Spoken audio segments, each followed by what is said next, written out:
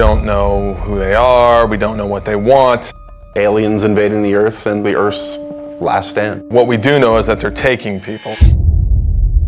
It's basically not a remake, but a reimagining of the original XCOM game. Well, core principles from the original that we wanted to build on was basically everything. XCOM is about Earth being threatened by an unknown enemy. The world bonds together and they form an elite military organization, the most elite in the history of the world, and that's where the player comes in. They are the commander of this organization. I think we were all fans of the original, you know, working for Firaxis, we're all fans of squad-based, turn-based strategy, so I've played just about every turn-based strategy game out there. I think we all had a lot of ideas and things that we wanted to do and things we liked about all of the games that we played in the past. Just really finding the fun things and eliminating the things that, you know, we didn't really care so much for. So we start with the original game and we play it and we say, okay, well, we find that new players or even us old diehards, like we find this concept, we can improve this a little bit. And one of the first things we looked at was time units. And the idea was that your soldiers had a certain number of time units to move around the battlefield, to perform abilities, take shots and things like that. And actually it worked great in the sense that you had this resource that you were hoarding and that you had to be careful because when you spent too many, you could find yourself exposed and in dangerous situations. So there's this great risk-reward mechanic.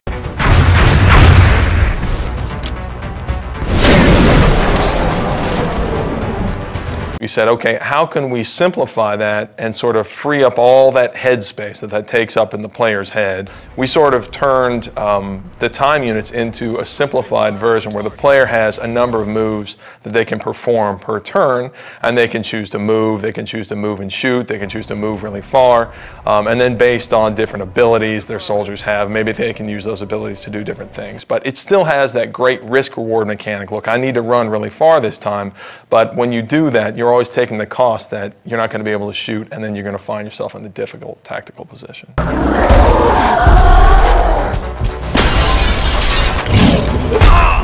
The other big thing I think that we did was we added cover to the game. Now tactically you have a lot more important decisions to make based off of being in low cover and high cover, flanking aliens. So in some ways we feel like we made the game more tactical. One of the advantages I think we have as a turn-based game is that we can move the camera around wherever we want.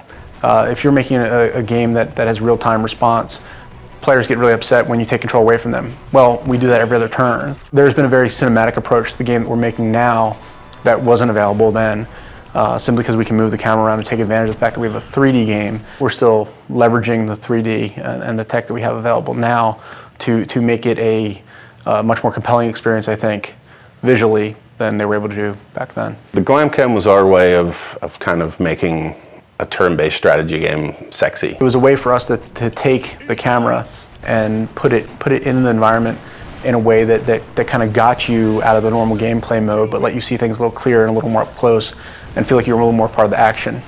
The idea is that when your soldier goes to take a cool shot, then the camera can drop in, and we've got these great dramatic scenes where, you know, your sniper's lining up this super long shot and you'll see it fall right down the barrel. And what that does is it allows a little more of an intimate connection between you and your soldiers. And of course it increases the drama of the actual combat. And the glam cam is a great way to do that. That's just one of the ways that we sort of get the camera down there so the player can sort of see combat from their soldier's perspective.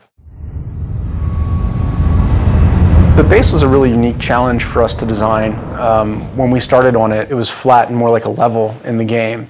And we really wanted to have base building, but we ran into some really difficult challenges on it being flat and working more like a level. And at a certain point, a couple of my guys had come in and they said, you know what, we keep talking about this as an ant farm. Why don't we make it like an ant farm? It is very much, you know, the G.I. Joe base that the kid down the street had that you didn't have, that you got to play with every once in a while if you went to his house.